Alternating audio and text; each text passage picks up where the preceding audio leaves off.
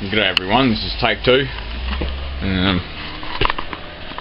Not that you really need to know that, but for my records. This is my 1978 G60H patrol ute, as denoted by 1,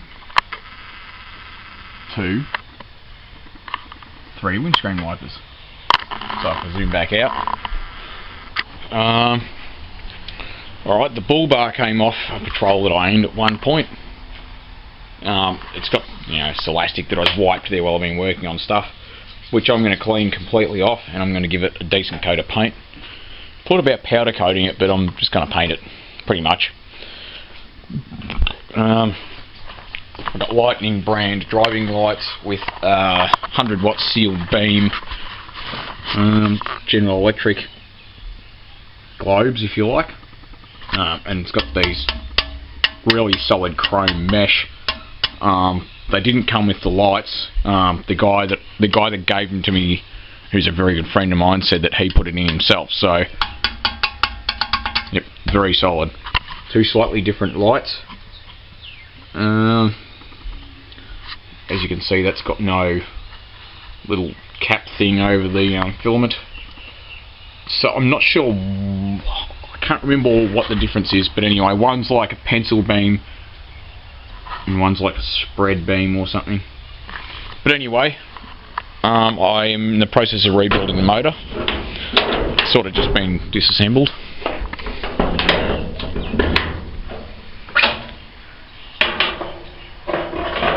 Also got to do the underside of that bonnet with paint. The radiators are Rico. As you can see, the tubes, they're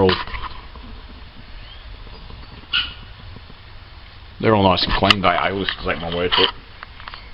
Okay, I've replaced the brake master cylinder. This one's actually brand new, and the clutch master cylinder is brand new as well. The wiring's a mess, but this is just sort of getting out the bugs, if you like. Most of it's neat except for these relay blocks. Some of this wiring needs to go. Zoom in slightly. 2 generic relay fuse blocks, fuse blocks if you want to call them that. They're blade type. I didn't want to go using the tubular type, and the wiring loom in this car was fried, so I'm going to redo a fair bit of the wiring again, just to neaten it up. That block's got to come out, the crank's got to come out. The block has to be machined, which is $180. Rebore and hone's $180. Grind and balance the crank and rods is $180. That's to fully balance it. So caustic dipping's $40. So the bearings are not that expensive either. I think the mains are $80 and the rod bearings are $60. That sounds about right. The undersizes are slightly more expensive, but only, maybe $5 or $10 or so. I think $5 an undersize more or something like that. So anyway, moving on. I actually painted it just to prevent it from rusting originally, but the paint does sort of come up, like it's, it does shine up fairly well. It needs to be fully sanded back. I mean, just sanded back enough to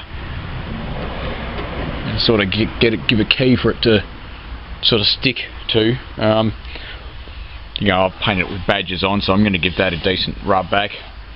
Got to put the other mud flap lady, about there-ish.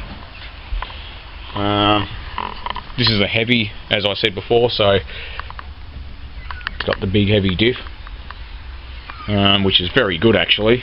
There's nothing wrong with the diff center, and if you've never seen one of these before, that gives you an idea of how big the actual diff is. Massive. So it tells you what oil you're supposed to have in the diff. I don't know what the sticker said. And that bit of crap is just sitting over that breather. Sitting over that breather to stop all the water and shit getting in. This is going to have a full isolated breathing system that terminates probably under the bonnet. I'm going to have a behind cab exhaust system, so that when it's off-road in bog holes and stuff, it doesn't get water in the exhaust system. It's just going to go straight up here.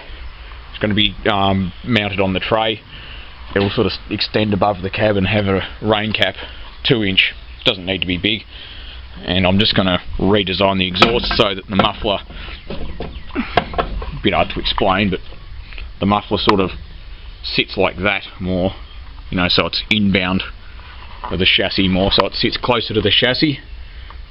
Now something like that maybe, and the pipe will just come straight out and up. It's also going to have a high-rise air intake. Maybe it'll sort of, you know, probably this side, not much room. No, there should be enough room sort of to go down this way. So yeah, I worked the bugs out of it, or maybe the exhaust there and the high-rise sort of, you know, not sure yet. Haven't really worked all the bugs out of it. I've got to chuck the spring hangers because they're nowhere near legal. They've been chopped. They've been extended by 2 inches to compensate for this massive heavy tray that used to be on it, which did not originally come from it. Come off it, I should say. So we have to get more spring hangers from somewhere. It's had a replacement spring at some point. I don't know why, but there you go. It's got the big heavy springs. Axle shaft seals and bearings need doing. There you go. I've rebuilt the sender for that fuel tank inside the cab. Can get the door open. I haven't finished painting it, so it's got an earlier door on that side. That's why it's got the masonite. I've got to fill that in. Fill that ugly speaker hole in, and I'm going to just cut out, you know, bits of masonite or something. They weren't originally masonite, they were like cardboard, you know, like that, but I'll cut out some masonite, and well, that one's got masonite and it's just like cardboard. Yeah, so I cut out some masonite, you know, that can just go over there. Same with this, you know, a few dents I've got to plenish out. It needs a fair bit of work. Got a mega old drive shaft out of a spare diff, which is not a very good drive shaft, but you'd use it if you had to. I need a replacement diff because someone's damaged the holes, the threaded holes for the driver's side leaf spring, where the 2 studs screw into the diff case, and they've tried to jam some massive, you know, bolts in there. So I don't know what's happened to it or why, but that's what's happened, and that's what I'm going to do to fix it. Just replace the diff. So if anyone watching the vid has a spare diff, hit me up, please. So yeah, headlight's got a relay for high beam, and this wire is going to go basically to the centre terminal of that dip switch. It's only got 1 volt holding it in at the moment. So it's only just got to switch a relay to ground instead of having 3, you know, live wires going through that hole.